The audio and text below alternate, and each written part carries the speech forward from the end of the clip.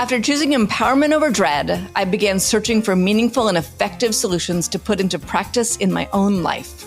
Progressive Hedonist is a podcast to share the ways we can take on climate change through food and joy. On days when this seems completely impossible, this podcast is a reminder that each of us can make an impact. I'm Dana Cowan. Join me in conversations with thought leaders like Alice Waters, Andrew Zimmern, Dr. Ayanna Elizabeth Johnson, and more. We can learn together what is possible. You can listen anywhere podcasts can be found and join the conversation on Instagram at progressive_hedonist.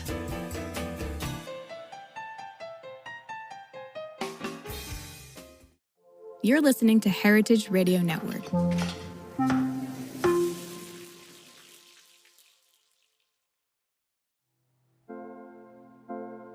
Food is something that has always given us the potential for connections with other people.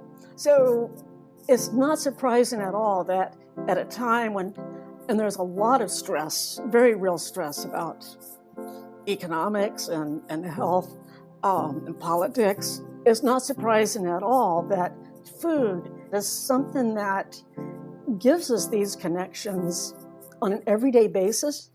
So making cookies that you got the recipe from your grandmother, that gives you that connection to the past. And it's not so much nostalgia as a real need to feel connectedness. And that connectedness is giving us comfort. On this season of Meat and Three, we're digging into the theme of hometown heroes. As we've explored this idea with our team, another theme has emerged: comfort foods. And it's really no wonder that we would associate comfort foods with home. As you just heard Professor Lucy Long share, home is where the food is, whether that's a physical or emotional space. These comfort foods evoke memories of meals shared with families and friends, and those connections play a significant role in shaping our cultural identities. In today's episode, we're revisiting some of the best HRN stories that make us feel warm and fuzzy inside, and maybe even a little bit hungry. From hearty Italian beef sandwiches in Chicago and plantains across the diaspora, to dreamy bowls of rice in Los Angeles, these dishes are an inviting embrace from us to you. I'm Taylor Early, and this is Meat and Three on HRN. Meat and Three. Meat and Three. Meat and Three. One meat, three sides. Food, news, and storytelling. A square meal for your ears. Meat and Three.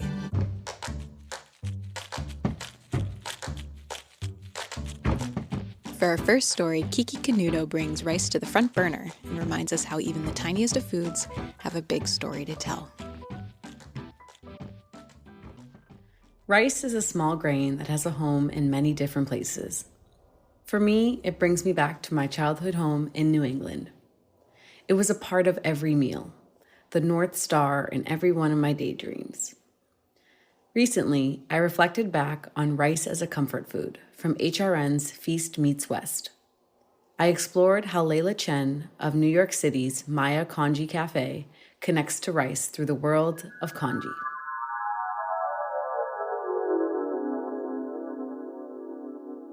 I never thought that I would do congee. It's very comfort food for me. Yeah. It gives me nostalgia. Like, I needed to do something different after having a child. And that was when it kind of pushed me to find, what I really love rather than just what the ideal is, what your career is supposed to be. Layla's affinity for congee reminds me of how much rice, and food for that matter, led me to pursue a culinary career.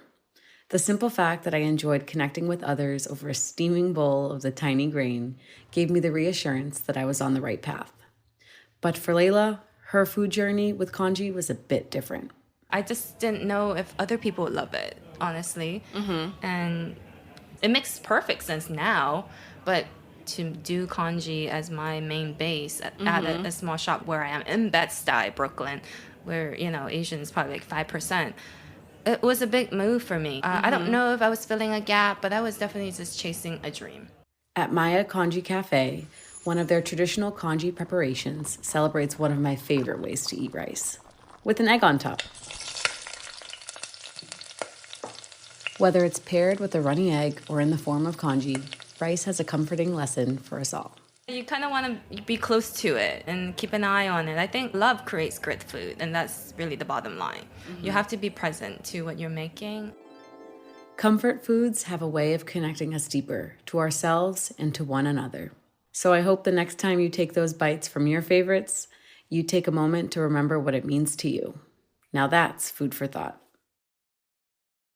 Comfort foods aren't always the dishes we grew up eating. Sometimes they're the dishes our loved ones introduce us to. Ash Tyler has made Chicago her home over the last decade with her husband. And for our next story, Ash digs into the Taste of the Past archive to tell us the history of one Midwest delicacy that's got her heart, the Italian beef sandwich. I love the food of my city. I love tavern-style pizza, hot dogs without that terrible red condiment, and of course, the wet, sloppy goodness of an Italian beef. But did you know that this heavenly, marinated sliced beef, piled on a French roll, dipped in gravy and topped with giardiniera, started as a celebratory food? Food historian Anthony Bacchini tells us more. This is something that isn't generally known. Now, people do occasionally talk about the peanut weddings as an early anecdotal attestation of Italian beef. This extends Italian beef history back to the 30s. My introduction to Italian beef came a few years ago when my now husband took me on a motorcycle ride to Mr. Beef as one of our early dates. It was messy but delicious, and every time I eat one, I think about that date. It's crazy to think this iconic sandwich started at these small, working-class Italian weddings around Taylor Street almost 100 years ago. Being a poor neighborhood, this was a way to have a big celebration. The main food served at these was roasted beef placed into pieces of bread, sliced book style, and served with gravy. The gravy also acts as a culinary necessity, cooking in broth, breaking down the cheap cuts of meat these families could afford, and turning it into a flavorful gravy. Without the gravy, the dish, it's not Italian beef. Another key piece that makes this sandwich Italian is the communal aspect.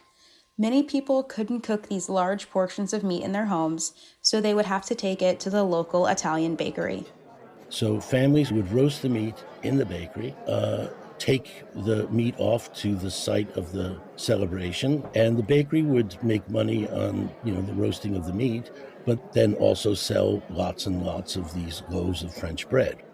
So whether you like your beef dry, wet, dipped, or baptized, or strike up the age-old conversation if Al's or Mr. Beef is better, remember where this messy icon got its start. Yes, chef. Oh, yes, chef. Yes, chef.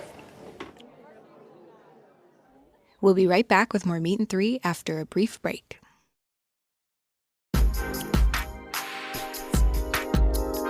Whether you're a chef or just love going to restaurants, you know the best ingredients are everything, especially when it comes to beef. In Northern Australia, there's a different approach to raising high-quality beef. Westholme, based in Queensland and Northern Territory, is working with the land to create nature-led Australian Wagyu. They steward 16 million acres of rangeland, guided by their natural ecosystem, and are led by a belief that if they balance the needs of their cattle with the needs of their environment, both can thrive. Their team of rangeland experts and nature managers use a variety of tools like satellites that assess grass health and on-the-ground research to monitor and respond to the welfare of the environment. These cows graze on native grasses like Mitchell grass, which is only found in Australia, along with dozens of other plants, herbs, and seasonal legumes.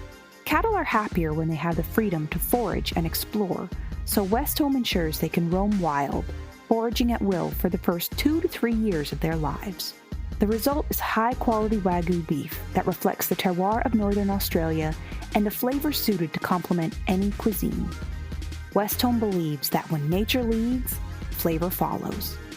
Learn more at westholme.com. Welcome back to Meat and Three.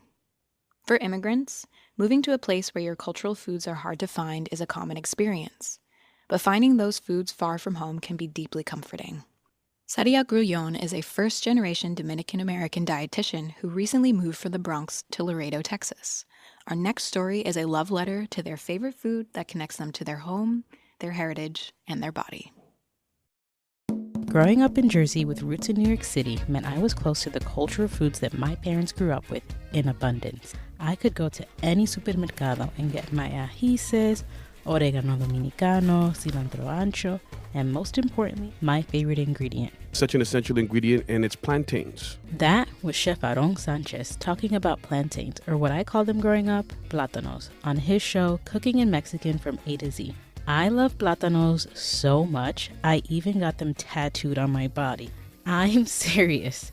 I have a plátano verde on my left arm and a plátano maduro on my right arm.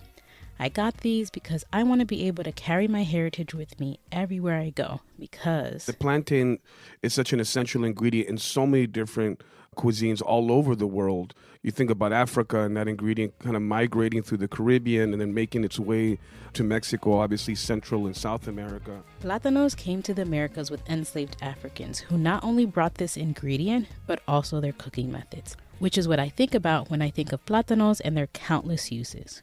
One thing always remains true. No matter how you slice it, plantains have to be cooked. And boy, do I love cooking them.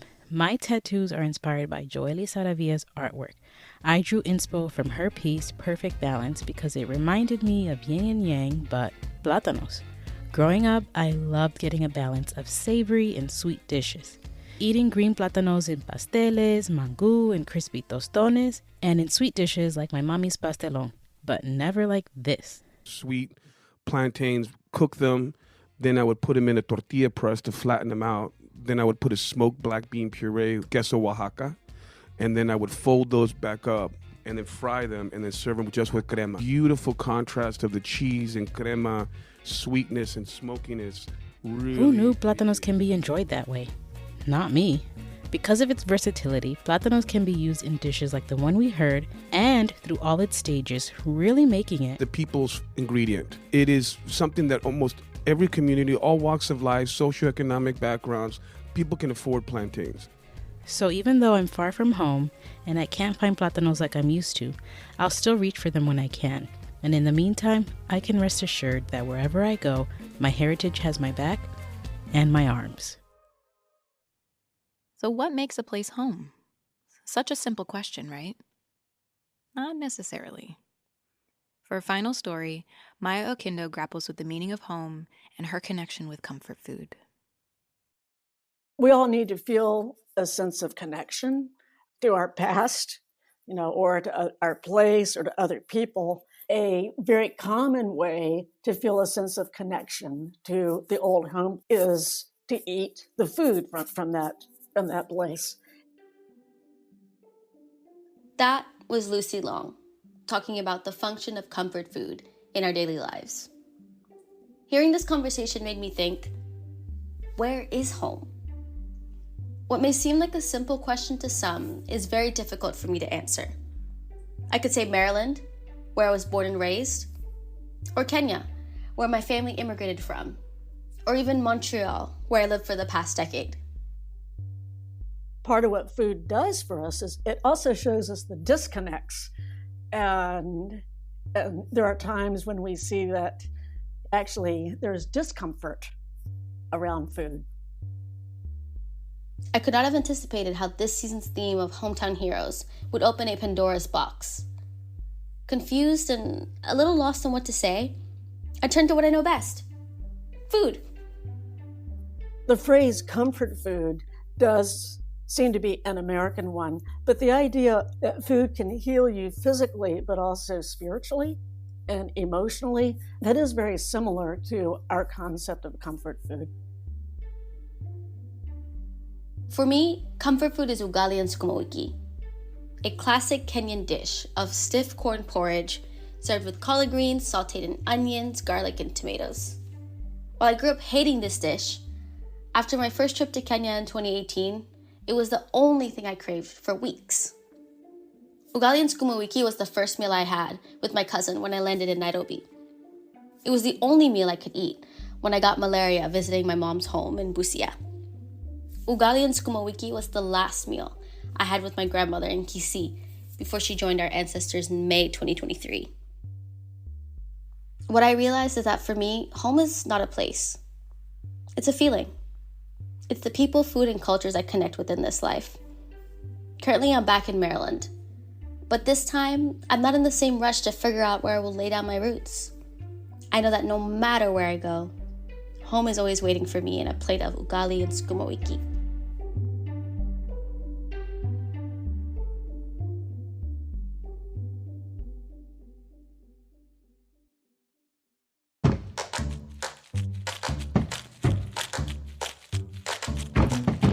That's our show. Thanks for listening. Learn more about the guests and topics we touched on this week by checking out our show notes. This episode of Meet 3 was reported by Kiki Canudo, Ash Tyler, Sadia Guyon, and Maya Okindo. Our lead producers on this episode were Kiki Canudo, Maya Okindo, and Hugh Wen. Meet 3's executive producers are H. Conley and me, Taylor Early. Our audio engineer for this episode was Sam Girardi. Our theme song was composed by Breakmaster Cylinder.